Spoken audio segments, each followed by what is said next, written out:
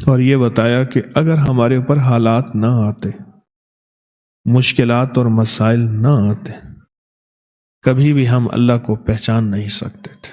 حالات نے ہمیں رب کے پہچاننے والا بنایا، حالات نے۔ اگر حالات نہ آتے، ہم نے رب کو کبھی پہچاننا ہی نہیں تھا۔ اللہ ہے کیا؟ حالات، مشکلات، مسائل، یہ چیز ایسی ہے جو رب کو کہتی ہے کہ اللہ ہے اور اس کا تعارف ہے۔ اللہ ہے، اس کا تعارف ہے۔ ہم جتنی بڑی بڑی عمارتیں بنا لیں، ان کی بنیادیں جتنی مضبوط کر لیں، میرا رب زمین کو حکم دیتا ہے تو زلزلہ بن جا۔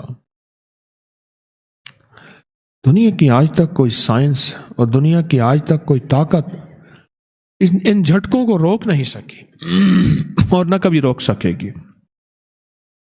دنیا کی طاقت آج تک نہیں روک سکی۔ اللہ کا امر ہے، اللہ اپنی طاقت دکھاتا ہے، اللہ اپنی قوت دکھاتا ہے۔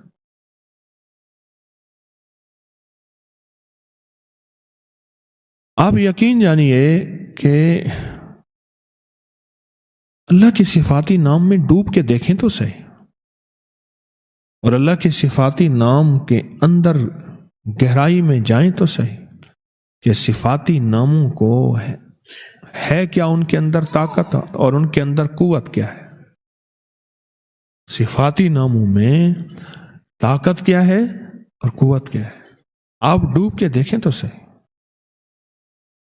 اللہ کے ناموں۔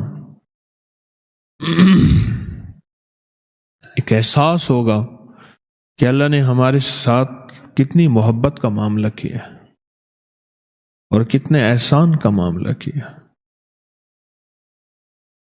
ایک بابا جی ملے مجھے ایک سفر میں، بہت موٹے تھے۔ میں نے کہا آپ کا نام کیا؟ نام میرا نام ہے مقبول موٹا۔ خود کہہ دیا موٹا۔ میں کیوں کہہ لیں مجھے موٹا کہتے ہیں مقبول؟ تو اس لیے میں نے آپ کا نام۔ وہ بڑے لمبے لمبے سفر بائک پہ موٹر سائیکل پہ کرتے تھے، بس کے اندر چڑھ نہیں سکتے تھے، موٹے اتنے تھے، سیٹ پہ بیٹھ نہیں سکتے تھے، بیٹھتے تھے نکل نہیں سکتے تھے، بہت کھاتے تھے، کھاتے کھاتے تھک جاتے تھے، پھر سو کے ایسے بازو کر کے ویسے کھاتے رہتے تھے۔ 3 کام، کھانا، سونا اور بیت الخلا۔ میں نے تو یہ 3 کام دیکھے۔ اچھا، وہ بندہ رونے دھونے والا بہت تھا، اللہ سے مانگنے والا بہت تھا، بڑا نیک آدمی تھا، درویش آدمی تھا۔ قمیضوں اور شلواروں کا ڈھیر لگا ہوا ہے۔ میری شلوار خراب ہو گئی ہے، حالانکہ ہوتی نہیں تھی میرے خیال میں، بس ناپاک ہو گئی، اب وہ کپڑے بدل رہا ہے، ڈھیر۔ پھر ایک قمیض کے اوپر دوسری قمیض پہن لی، دوسری کے اوپر تیسری پہن لی۔ کہنے لگے ایک سفر تھا تو میرے جو ہم سفر تھے وہ مجھے لے جانا نہیں چاہتے تھے۔ یہ کھائے گا سارا دن، اس کا کام ہی کھانا ہے، پھر ادھر کھائے گا، پھر ادھر ٹوائلٹ جائے گا، بیت الخلا میں جائے گا، پھر سوئے گا۔ موئے نانگ کو جو گھیلواں دے، مویا نانگ، مرا ہوا سانپ، اس کو بندہ گھسیٹتا رہے، کیا فائدہ؟ انہیں کہا ہم نہیں لے جاتے تجھے۔ بڑوں کے پاس بھی جا کے کہہ دیا کہ ہم اس کے ساتھ نہیں جائیں گے۔ بس کہا میرے اندر جو درد اور غم آیا، میرے اندر جو درد اور غم آیا، اور اس درد اور غم نے میں نے اس سے کہا، مجھے کہنے لگے میں نے یا کہارو پڑھا، رات کو بیٹھ گیا۔ میں نے کہا کیسے پڑھا؟ پھر انہوں نے مجھے بیٹھ کے ویسے پڑھ کے دکھایا، یا کہارو یا کہار، ایسے جذبے کے ساتھ کہ کوئی نہ مجھ کو یاد رہے، اور تجھ پہ سب گھر بار لٹا دوں، خانہ دل آباد رہے، اور نظر سے اپنی سب کو گرا دوں، فقط تجھ سے فریاد رہے۔ ایسے درد سے پڑھا، ایسے غم سے پڑھا، پتہ نہیں کتنے سینکڑوں اور کتنے ہزاروں دفعہ پڑھا۔ اور کتنی دفعہ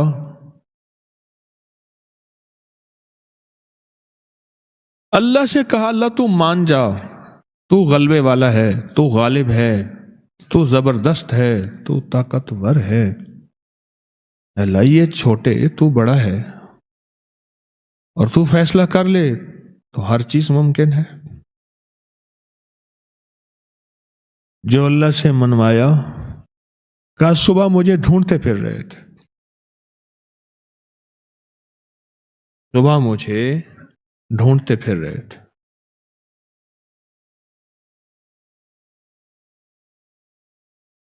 کہ بس ہم آپ کو ساتھ لے جائیں گے، آپ کے سارے ناز ہم اٹھائیں گے، آپ کے سارے کھانے ضرورتیں ہم پوری کریں گے، بس آپ ساتھ چلیں، آپ ناراض نہ ہوں۔ اس نے عرشوں سے فیصلہ کروایا اور اللہ کے غلبے کو اور اللہ کی طاقت کو اور اللہ کی قوت کو عرشوں سے اتروایا لفظ یا قہاروں کے ذریعے۔ اللہ کے صفاتی نام یا قہاروں کی طاقت کے ذریعے عرشوں سے نظام اتروایا۔ حضرت مرزا منظر جانی جانا رحمت اللہ علیہ نے ایک دفعہ اللہ جل شانہ سے عرض کیا کہ یا اللہ تھوڑی سی آزمائشیں دیں، اتنی دینا جتنی میں سہ سکوں، کہ آزمائشوں میں جو روحانی منزلیں طے ہوتی ہیں وہ آسائشوں میں نہیں ہوتی۔ آسائشیں کہتے ہیں سہولتیں، آسائشیں کہتے ہیں سہولت، اللہ وہ آسائشوں میں نہیں ہوتی۔ یا اللہ کوئی آزمائش دے، آواز آئی میرے بندے آزمائش نہیں سہ سکے گا، اب اگر آزمائش مانگی ہے تو تجھے آزمائش دیتا ہوں۔ اللہ نے بیوی کی شکل میں آزمائش دے دی، او ہو ساری عمر اس اللہ کی بندی نے بے عزت کیا اور پریشان کیا ساری عمر، اور یہ صبر کرتے رہے۔ شیخ ابوالحسن خرقانی رحمت اللہ علیہ محمود غزنوی کے مرشد، سلطان محمود غزنوی کے مرشد، ان کے گھر میں ایک بندہ گیا حضرت کے ملنے کے لیے، دروازہ کٹکھٹایا، اندر سے بیوی نے کہا کون حضرت؟ تیری بھی ایسی کی تیسی، تیری حضرت کی بھی ایسی کی تیسی، پتہ نہیں کیا کچھ کہا، پتہ نہیں کیا کچھ کہا۔ وہ کہنے لگا کہ ان کی تبلیغ گھر میں تو چلنے سے کی، مجھ پہ کیا چلے گی؟ گھر میں بیوی پہ تو چل نہیں سکی، ان کی تبلیغ مجھ پہ کیا چلے گی؟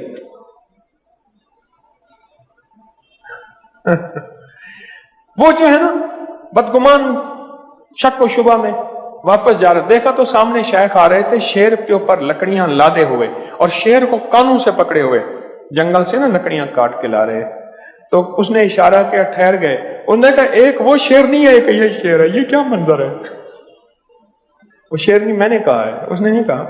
انہوں نے کہا سرکار ایک وہ شیر نہیں ہے، ایک یہ شیر ہے، یہ منظر کیا ہے؟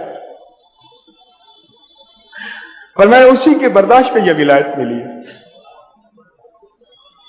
اللہ نے مسلط کر دی میرے اوپر۔ ایک درویش تھے، حکیم الامت کہتے تھے، وہ کہتے تھے درویشوں کی بیویاں 1.5 خصم ہوتی ہیں، 1.5 خصم، خصم کہتے ہیں شوہر کو، ایک شوہر اور دوسرا آدھا اور۔ درویشوں کی بیویاں کیا ہوتی ہیں؟ 1.5 خصم ہوتی ہیں۔